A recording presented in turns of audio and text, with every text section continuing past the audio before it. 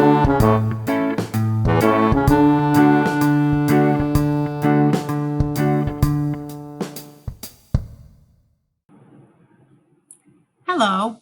I'm Heidi Beutler. I will be your child's seventh grade technology teacher this year.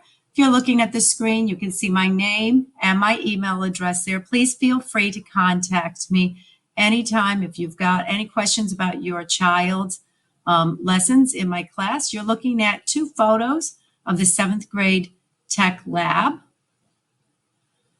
On this slide here, I'm going over what we'll be doing in technology class this year. We're going to be creating original designs using our art and design skills. We'll be using computer programs like Google Docs to create a poster about digital literacy, Google Sites for an area guide, and Google Sheets to create a blog. We'll be continuing our coding skills with Scratch 2. We'll be working with Noodle Tools. It's a research application. Students will learn how to use it this year. This is the same application they'll be using for their exhibition projects next year. So we get them used to it this year in seventh grade. Hopefully, we'll be able to continue doing our digital animation project this spring using Alice and Adobe Photoshop to do some more design work. We will create a portfolio each quarter showcasing our best academic work from all of our classes using Google Slides. And we will be growing our technology vocabulary throughout the year. Students are expected when they are in school to handle all equipment properly and with respect, to visit only approved internet sites for assignments, use only images labeled for non-commercial use with modification images. Students are expected to follow the district's electronic and management policy. That's the acceptable use policy, and to attend all scheduled school days based on their placement in blue or green cohort. Students are expected to engage in classroom lessons when they have in-person learning days. That's for the hybrid learners. And if students are distance learners, to also be engaged during school days. Students are expected to access and complete distance learning lessons during at-home learning days. All students should be on time for school and follow all policies for social distancing and mask wearing. My distance learning classes will be held at 12:20 each day. Students are expected to complete all classroom assignments, maintain academic integrity, and submit work in adherence to timelines. Distance learning students should be present with their face and full name on the screen and be ready to learn during the scheduled class time. So far, this has been pretty good. We've had a few exceptions. Please remember to remind your child to show their face and their name during scheduled class time with me. All my assignments will be posted in Google Classroom. By now, most all students have joined my Google Classroom. A copy of their final work should always be submitted for each project posted. My comments and grades are always left in Google Classroom. Eventually, I will be posting grades in PowerSchool, but if you want more information as to why your student received the grade they did, those can be found in Google Classroom. Students may access their work, comments, and grades at any time and from any location. Quarter two, students have art in quarter two. Right now, they are with me for technology in quarter one. In quarter two, they will have art with Jennifer Robertson. This is her email address right here. She has asked me to remind you to go to the Black Team Homework Hotline page. That's found on the school website under academics. Quarter two, she will have more information posted for you, as well as her classroom codes. We both look forward to working with your child, and we wish you all a happy and successful school year at Schofield Magnet Middle School. Thank you. Hey, parents, guardians. My name is Frank Santarella. I am 7th grade Black Team Social Studies. This year we're covering ancient world culture, so this is kind of our open house presentation. It's kind of the same slideshow. It shows the kids at the beginning of the year. But I'll go through it with you, tell you a little bit about myself, who I am, and then touch on what the expectations are for the year. Just a little picture of my wife and I. We met 17 years ago. My first teaching job was at Stanford Academy, which now closed down with the old Domus High School. So I was teaching there. She was director of social services there. So I've been at Schofield now 15 years, but we met 17 years ago at my first teaching gig over at Stanford Academy. I have three kids, all in Stanford Public Schools. They all go to Stillmeadow right now, which is kind of fun because my brother teaches over there, and his daughter, my niece, started kindergarten. So on the left, we have Madeline. She's in fourth. In the middle is James. He's in fifth. And then my little one is Emily, and she's just starting second grade. So they're doing the hybrid model as well. So still juggling, just like you guys are, on trying to get a feel for the whole thing. My wife recently took this picture on the right, and it just kind of speaks to my kids' personality. So I shared it with your kids. It's kind of made them giggle a little bit. James is one of the glasses, studious, loves to read, super cooperative. My wife says, let's take a picture. All right, let's take the picture. So he's there smiling away, doing whatever mommy tells him to do. I have my middle Madeline, who is 9, but she thinks she's 17, and a little sassy. No interest in the picture, doesn't want to do it, and I think her face tells that story pretty clearly. And lastly, I have Emily on the right. She's my 7-year-old, and she's the goofball. She's the one who wants to make you laugh, make everybody laugh. She's the free spirit. So it will be interesting. In a couple of years, they'll be joining me here, so that'll be fun. Some stuff that I'm into, I love to cook. So that was always one of those things. Hey, when I get home from work, I enjoy it. I go to the grocery store. I want to do my own shopping. I love being in the kitchen. It's a nice outlet for me. Love the vacation. Unfortunately, with the quarantine bit, that kind of came to a halt for the most part. We were able to travel to Vermont in August for a few days, so that was nice. Hopefully, things are going back to normal a little bit, so I can get back on the beach and enjoy some time off. Big sports fan. Love the Yankees, and they're finally starting to play a little bit better. Started the season off great. Hit a little bit of a slide with all the injuries. So it's nice just talking to some of the kids, and we get to go back and forth. And he's a Mets fan, Red Sox fan, a lot of Yankee fans, which is great. So it's nice to see the Yankees do well because my other team is the Jets. And if you're a football fan, you know the Jets are quite painful to watch. So at least the Yankees have been my saving grace over the last few years. The Jets, on the other hand, not that much fun. Anyway, I grew up in Stanford, born and raised, grew up down the Cove, and went to Rogers. So at the time I was going to Rogers, it wasn't the magnet school near Chelsea Piers. It was on Lockway Avenue where Trailblazers is. So I went there kindergarten, first, second, third grade, and then my family moved up to Roxbury Road. Went to Roxbury Elementary, 4th, 5th, and 6th, and 3 houses away. So I was able to walk back and forth to school, so that was pretty convenient. Went to Clunan, 7th and 8th grade, and then went to West Hill, right across the street. Loved West Hill. Still have a lot of biking pride. I had great years at West Hill. Really enjoyed it. Enjoyed the teachers there. So that was a great experience. Graduated, went up to UConn, and studied history up there. Not thinking I was going to become a history teacher. Always liked working with kids, but I guess just being 18, 19, 20, 21, not really sure what I wanted to do. Knew I needed to go to college, get the degree. Graduated, and it's like, I have this history degree. What do I do with it? Started sub-teaching, was coaching swimming, and I still coach a little bit over the summer, but really enjoyed working with kids. So decided I should go back, get my master's, get certified to teach, which I did. Went to University of Bridgeport, did their internship program there. Did my internship at Turner River, and I did my student teaching at Turner River, and I interned at West Hill. It was a great experience. It was a 1.5-year program. Got through with that, and then took the job at Stanford Academy, as I mentioned. Been at Schofield now. This is my 15th year at Schofield, and it's really fun by. I said it the other day, talking with the kids, and it doesn't feel like I've been here for 15 years. I love the school, love the building. The students are great. It doesn't feel like going to work when you wake up in the morning. I actually look forward to it. So it was definitely a different experience, kind of being stuck at home from March on. So it's nice to get back here, getting back to some kind of normalcy. I did 8th grade for a long time. I was in 8th grade for 12 years. Cool curriculum. It was all U.S. history. I think we'll get that next year. And 3 years ago, so this is my 3rd year now, in 7th grade. So it was definitely an adjustment, learning a new curriculum, but it was also invigorating to do something new. The first year was smooth. Last year we got cut off, as you know, in March, and now we're kind of back on the hybrid thing. So still trying to get our routine, but new classroom. Can't really see the classroom. We got our 12 desks here. That's all we're allowed to have. We're all spaced out. We got our Purell and all that good stuff. So as you know, the school year is a little bit different. We have the two different cohorts, the blue and the green. So it keeps our class sizes down, which is nice.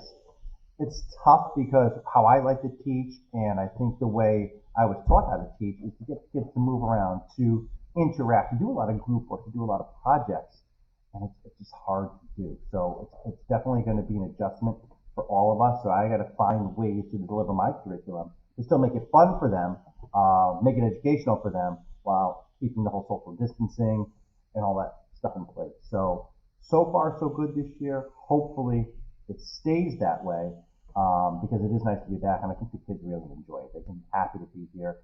I know it's a little bit tough for them because they don't get to socialize as much as they used to, or maybe they have friends on different days. But I think we're headed in the right direction with all that. Two programs that we're going to be using. Right now, the Google Classroom pages are up. I have one for the blue cohorts and one for the green, just hopefully keep everything a little more organized. And then on the right, you can see the TCI program. I know your students have used TCI last year for social studies. What's great is it basically is the entire textbook online. Unfortunately, as I mentioned, some of the stuff they want us to do is group work, whether it's working with a partner, two or three, four people. That's going to be a little more difficult to do, so I'll try to tweak that. But it at least gives us an option outside of a textbook, because we're not supposed to have the textbooks going around. Once the district provides their laptops or Chromebooks rather, and hotspots all the students. Right now, they're kind of trickling in. We'll be able to transition over to TCI. Right now, just doing like a fun little project with them called Who Gets the Heart. I'm sure if I mentioned it to you. Just gets them to make some tough decisions, compromise, break the ice a little bit, gives me a chance to get to know them, and have a little bit of fun. So hopefully by next week, I think you'll be seeing this on Tuesday. Hopefully by then, we'll get all the Chromebooks distributed and we can kind of get the ball rolling a little bit. As far as grading goes this year, this was just delivered to us the other day. This is the new grading policy from the district, so a little different than what it's been. The first 65% is going to be divided up over tests, quizzes, projects, classworks. Homework is always going to be 10%, and I'll weight those accordingly. And that will take place during class. At home, kids would be able to access that same work. And then 35%, a third of the grade is participation. So being in classes is contribution to academic discourse. That's just, hey, listen, for any class, don't let me sit up here and lecture. That's not how I want to teach. I want to hear from them. I want to open up discussion. I want to hear what they have to say. So being an active participant, whether it's an online, on our Google Meets, or in the classroom, I'm in being engaged. So if you're online, hey, is your camera on? Is your mic working? Are you coming here prepared? Are you paying attention? Are you focused? So that's what's really important.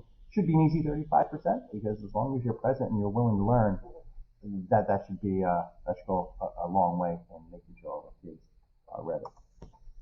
As you know, we're dealing with this pandemic, so kind of learning as we go, treading lightly, a little nerve-wracking. We have wipes, we have the masks. I don't need one now from here, but the kids have been awesome about putting that stuff on. Great about sanitizing. We have the Purell dispensers in every classroom. So hopefully we can curb any kind of outbreak. I know a couple things have popped up throughout the district, but so far it's been handled. I know the custodians are doing a great job cleaning, wiping stuff down.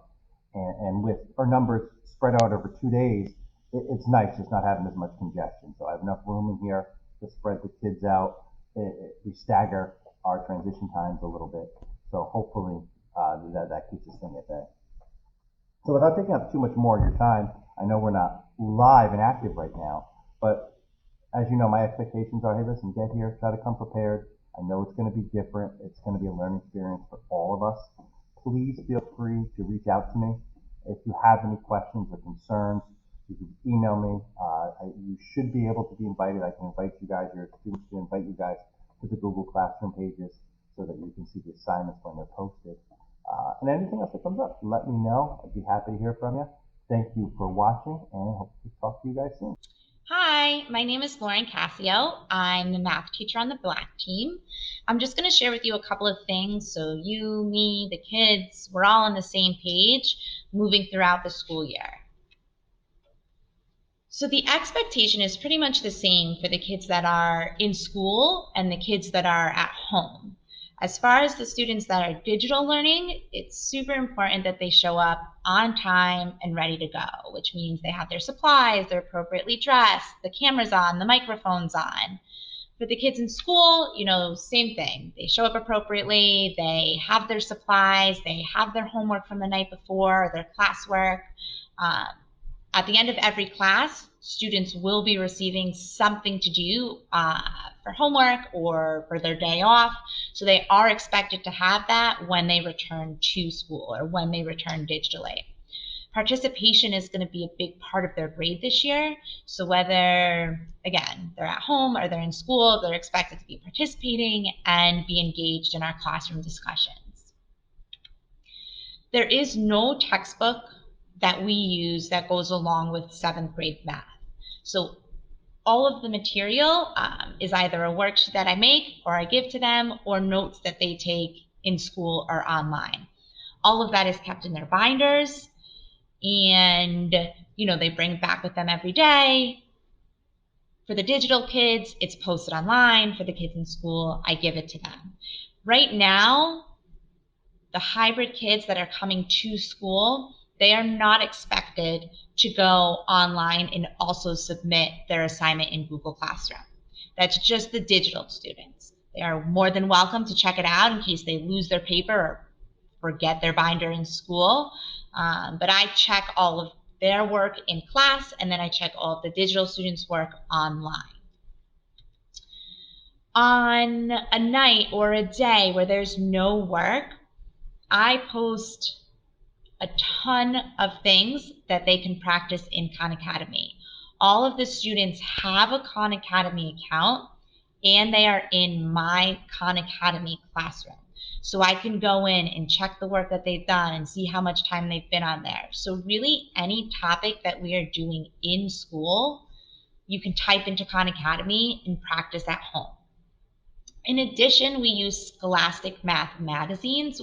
I have a subscription for it. So I tell the kids in class, the directions are posted in Google Classroom. They can log on to Scholastic Math magazine on a night they finish their homework early or a day where they have nothing to do.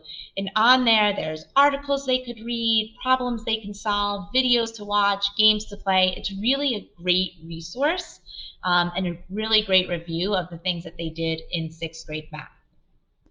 In addition, IXL Math, mathisfun.com, YouTube, those are all great resources for the kids to use to reinforce what we're doing in the classroom. As assignments come in and projects and tests and quizzes, it's all going to be posted in PowerSchool at least once a week.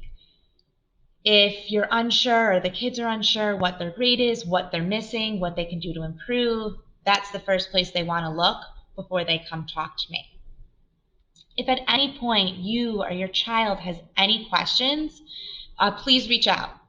This is my email address. These are the codes to my Google Classroom. Reach out. I check my email all the time. I'm happy to help. I'd rather, get an email at night saying, hey, I'm having trouble with, number 5 on the homework. And then if I check it, I can send them an email back and be like, hey, listen, this is how you do it. Or I'm really encouraging the kids to post their questions in Google Classroom. Therefore, if I'm not able to see it, maybe another student will see it and they can respond and help them out. So again, I'm looking forward to a great year. Any questions, any comments, please reach out at any time. I'm happy to help. Take care. Hello, Black Team parents. My name is Stacy Grant, and I'm here to talk to you today about your son and daughter's experience in my classroom, whether it is virtual or here in school. So on this screen, you can see my email. Use that anytime you want. It's definitely the best way to get in touch with me if you have questions or concerns, as opposed to using Classroom, which I'm trying really hard to keep as a platform just for the kids to submit work and for me to give feedback.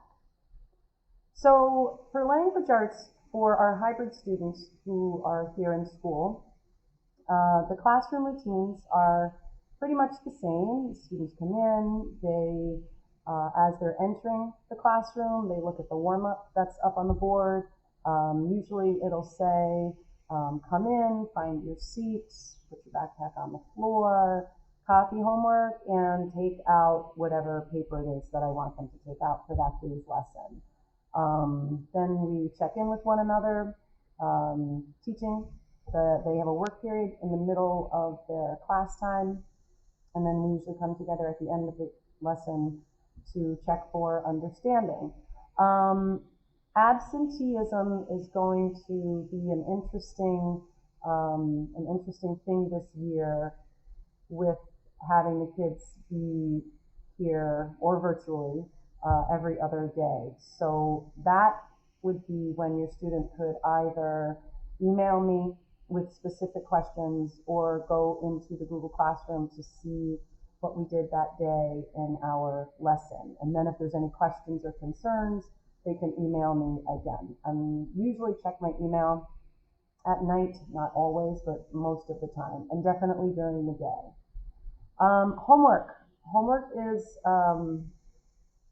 incredibly important, especially this year. I've been keeping the work that the kids have to do at home thus far. I've been moving fairly slow. We start 7th grade language arts very heavy on the writing. So today was only our students' 4th day in school, trying to get to know them, trying to get to have an understanding of the way the classes are working together. Tomorrow and Monday, and you guys will be seeing this Tuesday, so we'll have already started. Tomorrow and Monday, we're going to be starting formal writing instruction. They will be bringing their binder home every night. It would be great if you could take a look at what we're doing here in class so that you could help reinforce that at home. I'm a mom myself. I have 4 kids at home. I respect your children's time. I respect your time. I do not give busy work. It's an extension of what we're doing in that day's class, so it's super important that they are doing what they need to do. Our writing curriculum starts with this acronym of RACE, restating a question, answering the question in your own words, citing evidence, and explaining why the evidence is important to the question. These responses are challenging to organize for them. It takes a while until they can sort of perfect their skills. So start watching what they're bringing home and give it a little bit of time, and then take a look again in a little bit and compare and see how they're improving. It happens pretty quickly. We will be working with informational writing. We will be writing arguments. We will be writing personal narrative. Also expect to see quite a bit of vocabulary sheets coming home. We're going to do considerable work this year with Latin and Greek prefixes, roots, and suffixes, which is very new to them. So there's a little bit of growing pains involved. It's sort of a different way of teaching vocabulary. We will be learning all sorts of new grammar skills. 2 papers have come home already, so ask to take a look and maybe they can show you what we've been doing. Reading. We will be reading short stories very soon. We will be reading core novels. I'm not sure which one we're going to start with this year. I'm thinking The Giver and then The Pearl, and then moving into Secret Life of Bees towards the end of the school year. We will be reading informational text or nonfiction, poetry, and vocabulary from what it is we're reading will be woven into all of our work we do here. So our hybrid students and our Distance Academy students are receiving, as you know by now, the same curriculum and instruction in each of their classes. So the delivery may be a little bit different, but the work that the kids are doing is the same. I just wanted to clarify one thing for all of our hybrid students on Black Team. The hybrid students right now don't need to use Google Classroom. Their work, they are receiving notes, they are taking notes, they're doing work on loose leaf paper. We're being very, very safe, but for right now, I want the groups to be separate. So if your student is an in-school student and he or she is telling you that they don't need to check into Classroom, that is in fact true. If they forget something or they misplace something between here and home, Google Classroom will be a great resource for them because all of my attachments will be uploaded to Classroom. So that is true for right now. It's going to be modified. It's going to change as we move forward. Our school is still in the process of getting all of the students their devices. So we're just not there yet for our in-school kids. And if after listening to me, you have any questions about this, please feel free to email me, or you could call the school, you could email, or excuse me, you could leave your phone number. I can call you back. And no question is, there are no stupid questions, right? So yeah. And finally, we're excited. We're excited for this year. We've got some differences and some challenges that we're working through, but so far this is an awesome team of kids. They are doing everything that we're asking them to do. They are self-monitoring, they're social distancing, they're keeping those masks on all day long. Quite frankly, they seem to have a much easier time with it than I do, but we're getting there. It's been a really, really nice start to school. For as nervous as everybody was, it's been pretty seamless. So I can't encourage you enough to call me or to contact me with anything, and we will, hopefully, fingers crossed, everything keeps going as smoothly as it has. Hope you guys had a really good night. Bye. Hello, welcome to 7th grade science. I'm Mrs. Klinkenbeard. It's so nice to virtually get to meet you, and I'm so glad I get to see your students either in person or distance learning. We've been checking in every other day. Hopefully they're going to learn a lot this year, and if they don't, my number one goal is to help them learn to love science. When students come to science, they should be bringing their notebook, or right now when they're coming to school, they're going to be bringing their binder. We're trying to make their backpacks a little lighter, so we're using a binder that we've split up into 5 subjects. It's really important that when they come to class that they are ready to learn and they want to ask questions. I think curiosity and a good attitude goes really far. This is my classroom. You can see we're all socially distanced. The kids sit at every other desk. I have my desk shield. The learning is broken into two sections, blue and green. When students come to class, the general layout of class is that we'll begin our lesson with a warm-up. A warm-up is just a quick way to get their mind flowing and ready for science. It could be a question that has to do with last class. It could be a question that they're not used to. I'm just trying to get their brain thinking like a scientist. Then we'll start the lesson, and then we'll usually do the class activity or a lab. Now, labs this year are going to be different. There is just no way that we can do labs in the traditional sense when everybody was sharing equipment. I am going to try as hard as I can to make labs fun and engaging for the students, but there are definitely some activities that we will not be able to do. And then we'll wrap up to review what we have learned that day. And I often try to include different learning styles, so I might show a video or a song or a movie clip just to help them hit a different learning modality, because everybody learns in a different way. Our subjects that we cover this year in science are biomedical engineering, body systems, where we talk about the human body systems like the digestive system, the respiratory system, the cardiovascular system, cells, good old nucleus and mitochondria. We do what is called reproduction, but it's really just a unit on genetics. It's one of my favorite units because it's really neat for the kids to see how traits and characteristics are passed through the generations. We finished the year with evolution and ecology, also one of my favorite ones. My background is more of a marine science, marine biology, environmental education background. So I love the ecology unit because I really get a chance to take the kids outside and we explore, and it takes place in the springtime. So we can go outside and look for signs of life.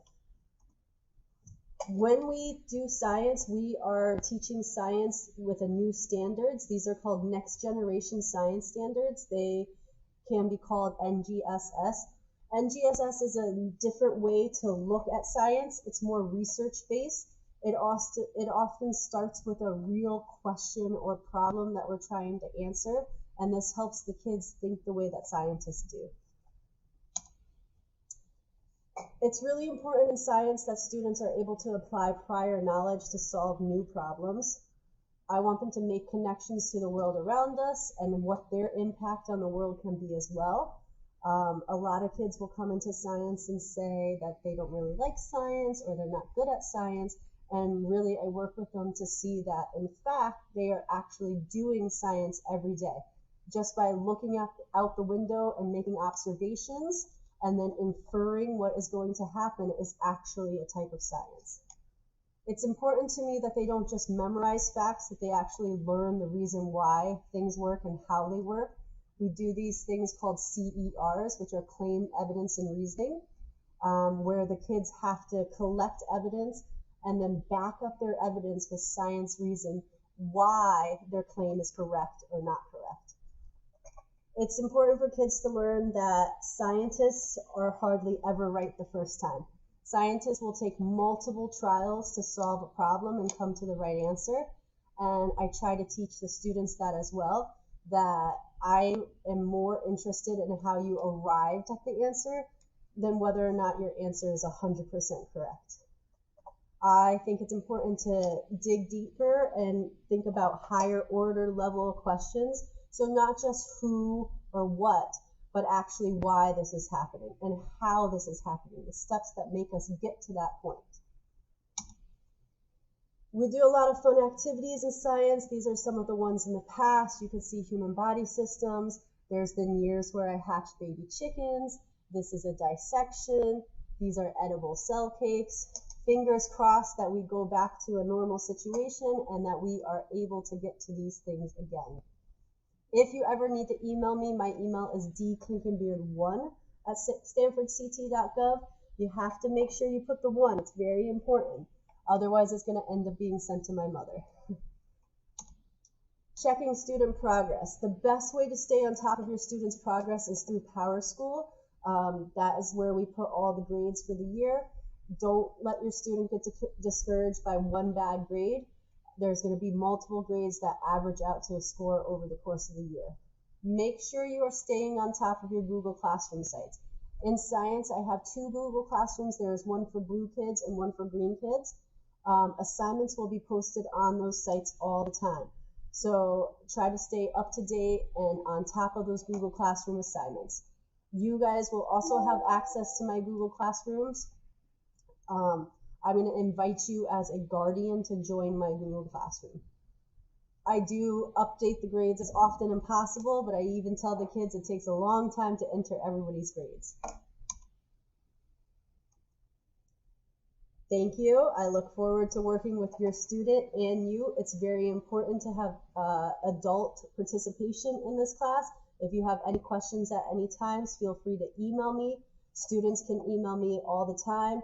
They could also reach out through me through the classroom page as well. Thank you so much for joining. I hope you enjoy 7th grade science.